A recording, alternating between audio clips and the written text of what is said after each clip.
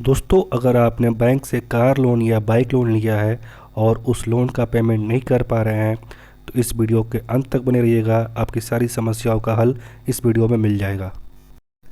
अगर चैनल पर नए हैं तो चैनल को सब्सक्राइब कर लीजिएगा और बेल आइकन को ऑन कर लीजिएगा ताकि आपको नए वीडियो का नोटिफिकेशन समय समय पर मिलता रहे। दोस्तों, स्क्रीन के नीचे मेरा व्हाट्सअप नंबर है 7827132645। अगर कोई आपकी ऐसी समस्या है जो इस वीडियो के माध्यम से प्रॉब्लम को सॉल्व नहीं हो पा रही है तो आप मुझे अपना प्रॉब्लम लिख के व्हाट्सअप कर सकते हैं। विदिन 24 आवर्स के अंदर आपको उस प्रॉब्लम का सलूशन मिल जाएगा। अगर आपने बैंक से कार लोन या बाइक लोन लिया है और उस लोन का पेमेंट नहीं कर पा रहे हैं या 6 मंथ पेमेंट किया है उसके बाद से आप पेमेंट नहीं कर पा रहे हैं, EMI पेमेंट करने में दिक्कत आ रही है, तो दोस्तों ये वीडियो आपके लिए है। वीडियो के अंत तक बने रहिएगा। दोस्तों, हो सकता हो लोन अगर आपने बैंक से लिया हो या बैंक से नहीं लिया हो तो किसी प्राइवेट कंपनी से लिया होगा, कोई फाइनेंस कंपनी से आपने उस कार या बाइक को फाइनेंस कराया होगा। दोस्तों, होता ये है कि कई बार हम जब कार या बाइक फाइनेंस कराते हैं तो हम कुछ पैसा अपने जेब से पेमेंट करते हैं। वो अमाउंट हमारा 10% या 20% या 30% तक का हो सकता है। और अगर आपने 20% से अधिक का अमाउंट अपने जेब से दिया है और बाकी का अमाउंट बाकी का अमाउंट आपने फाइनेंस कराया हुआ है तो शायद आपकी बाइक या कार बच सकती है। या अगर आपने 60% से अधिक का पेमेंट कर दिया है, सिर्फ 40% या 50% का ही फाइनेंस कराया हुआ है, तब ये आपके लिए और अच्छा है कि आप अपनी बाइक और कार को बचा सकते हैं। दोस्तों, शुरुआत करते हैं हम बाइक से। अगर आपने बाइक फाइनेंस कराया है बैंक के थ्रू तो ये मैक्सिमम आपका 12 से 15% के बीच में फाइनेंस हो गया होगा। लेकिन अगर आपने बैंक से नहीं किसी प्राइवेट कंपनी से या फाइनेंस कंपनी से फाइनेंस कराया है तो ये आपका इंटरेस्ट लगभग 36 से 40% तक का हो सकता है, या मिनिमम होगा तो 24%। इससे कम में कोई फाइनेंस नहीं करता है। और बताते ये हैं लोग कि 12%, 13% या 8% में फाइनेंस कर रहा हूँ।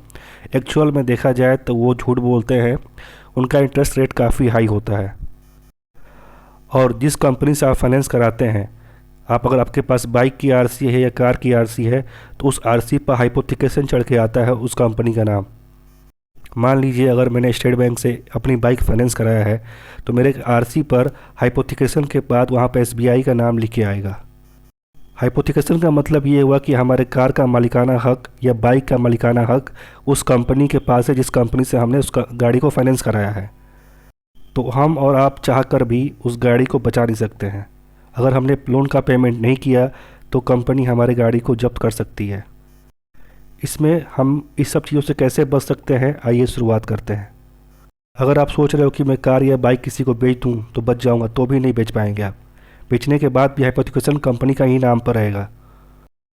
आइए इन बारीकियों को विस्तार पूर्वक समझते हैं। मान लीजिए मैंने एक पैशन प्रो बाइक फाइनेंस कराया।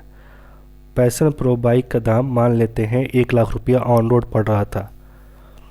1 लाख रुपये बाइक को मैंने अपने जेब से 30,000 रुपया कैश देकर रेस्ट बचा 70,000 रुपये को मैंने किसी कंपनी या किसी बैंक से फाइनेंस कराया। दोस्तों, किसी बैंक से फाइनेंस कराने में और किसी कंपनी से फाइनेंस कराने में दोनों में बहुत अंतर है। बैंक थोड़ा ब्याज कम लेती है, कंपेयर द अन्य कंपनियां का इंटरेस्ट काफ़ी हाई है। अगर आप शोरूम में बैठे हुए हैं, अगर वहाँ किसी कंपनी से टाई अप है उस शोरूम का और वहाँ से फाइनेंस करा रहे हैं तो वो आपका इंटरेस्ट रेट हाई जाने वाला है। वो आपका ब्याज 24 से 25% तो मिनिमम रहेगा, मैक्सिमम 30 से 35% तक जा सकता है। मान लीजिए 1 लाख की बाइक है। 1 लाख की बाइक को मैंने 30,000 रुपये कैश पेमेंट कर दिया। बाकी जो 70,000 रुपये बचा उस 70,000 रुपये पर मैंने बाइक को फाइनेंस करा लिया।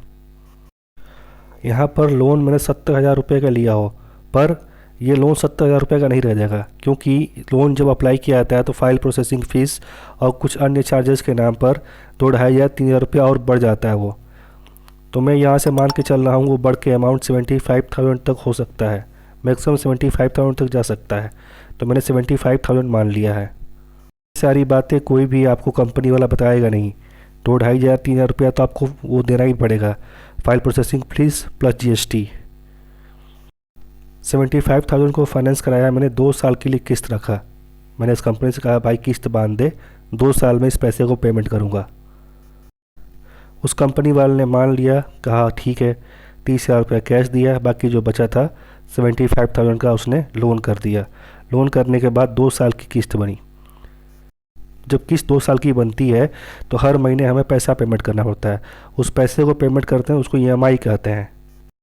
अब 75,000 लोन का जो ईएमआई बना वो 4,193 रुपये का बना। 2 साल पेमेंट करना है, यानी कि 24 किस्तें हमें यहाँ पर कंपनी को पे करना है। और मान लो आपने यहाँ 3 महीने तक पेमेंट किया, तो 3 महीने में आपने लगभग 12,000 रुपये का जमा कर दिया। तो आपको लगता होगा कि मैंने 12,000 रुपये पेमेंट किया तो 6,000 रुपया लगभग ब्याज लगा होगा और 6,000 रुपया मूलधन में कम हुआ होगा। लेकिन स्टार्टिंग के 3 मंथ जो आपका पैसा पेमेंट करते हो वो मूलधन में से कम होता ही नहीं है। जो आपने 2 साल के लिए किस्त बनवाया था वो 2 साल का जो इंटरेस्ट होता है पहले इंटरेस्ट में से कम करते हैं उस अमाउंट को। इसलिए स्टार्टिंग के 3 मंथ तक के बाद अगर आप चेक करोगे तो जो आपका कैपिटल अमाउंट था वो उतना का उतना ही पड़ा रहेगा। उस कैपिटल में कमी थोड़ा भी नहीं आता है। 75,000 के का 75,000 ही कैपिटल बना रहेगा। अब 3 मंथ के बाद जो किस्तें पे करते हो उन किस्तों में से थोड़े थोड़े करके पैसे कैपिटल में से कम होते हैं। मान लो आपने 6 महीने या 7 महीने तक किस्त जमा की। जमा करने के बाद आपका लोन अमाउंट भी 70,000 के आसपास ही खड़ा रहेगा। बहुत कम होगा, 65,000 के आसपास हो पाएगा। बाकी सारा अमाउंट आपका वैसे ही पड़ा रहेगा। और वहाँ से अगर आपने 3 किस्तें नहीं पेमेंट की तो जो आपका लोन है एनपीए हो जाएगा। एनपीए यानी कि जिस कंपनी से आपने लोन लिया है उसके लिए एनपीए हो गया, यानी कि नॉन प्रॉफिट एसेट हो गया। लोन हमारे लिए लाइबिलिटी होता है, प्लस कंपनियों के लिए वो होता है एसेट, क्योंकि उनको हर महीने उनसे इनकम आती है तो उसको वो एसेट मानते हैं। अगर आपने 3 मंथ तक उस लोन का पेमेंट नहीं किया तो कंपनी के लिए वो एनपीए हो जाएगा। एनपीए होने के बाद वो 6 मंथ तक अगर आपने पेमेंट नहीं किया तो गाड़ी उठने की संभावना हो जाती है, गाड़ी आपकी उठ सकती है। कंपनी वाले आएंगे, आपकी गाड़ी को लेकर चले जाएंगे। और उस आरसी पर हाइपोथिकेशन में उस कंपनी का नाम होता है, तो आप चाह कर भी कुछ नहीं कर सकते हैं। ये अगर मान लेते हैं अगर आपने यहाँ पर 1 साल लोन का पेमेंट कर दिया है, 1 साल के बाद किस्त नहीं आ रही पेमेंट करने के लिए, तो आपका लोन अमाउंट ये लगभग 50,000 के आसपास होना चाहिए। तो वहाँ पर 1 लाख की गाड़ी है और वो कहते हैं कि हम आपकी गाड़ी लेके जा रहे हैं, तो आपके पास वहाँ पर राइट है कि आप अपनी गाड़ी को अगर लेके जा रहे हैं तो गाड़ी की आरसी अपने पास रख सकते हो।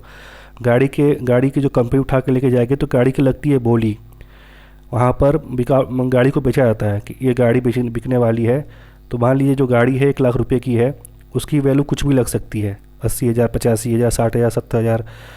आपका लोन बचा है 50,000, तो अगर मान लीजिए गाड़ी आपकी बिकती है 70,000 रुपये में, तो 20,000 रुपया एक्स्ट्रा बचा आपके पास, तो वो 20,000 रुपया आप उस कंपनी से डिमांड कर सकते हो, वो आपका राइट है। अगर ऐसा करने के लिए कंपनी या बैंक वाले मना करते हैं, बैंक तो नहीं मना करेगा, बट जो कंपनियां होती है फाइनेंस कंपनी है वो शायद मना कर सकती हैं, या अपने अधिकार को आप नहीं जानते तो आपको बताती भी नहीं है, तो आप उनके खिलाफ लीगल एक्शन ले सकते हो। आप उनके खिलाफ नोटिस भेज सकते हो अगर ऐसा करते हैं तो। सेम कंडीशन कार के साथ भी होता है। इधर कोविड-19 से पहले मैक्सिमम कार जो फाइनेंस हुई थी उनका पेमेंट लगभग 6 या 7 महीने के बाद आना बंद हो गया।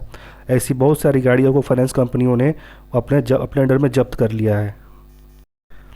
और जो मालिक होते हैं उनके बेचारे वो कुछ बोल नहीं पाते हैं, या उन्हें पता नहीं होता, या फिर सोचते हैं क्या लफड़ा करे, इतना लोन बकाया है, पेमेंट हुआ या नहीं हुआ। तो अगर आपने 30% या 40% मैक्सिमम कैश से पेमेंट किया, बाकी का अमाउंट अगर आपने फाइनेंस कराया हुआ है और 6 महीने या 1 साल तक आपने पेमेंट कर दिया है, तो आपका जो मूलधन होगा वो काफ़ी कम हो गया होगा, और गाड़ी का जो प्राइस होगा उसे 20% या 20% लेस करके आप आराम से बेच सकते हैं। उस प्राइस पर गाड़ी अगर बिकती है तो आपका जो लोन अमाउंट बनता है वो काफ़ी कम है और गाड़ी की प्राइस अधिक है। उस प्राइस को आप डिमांड कर सकते हैं कंपनी से।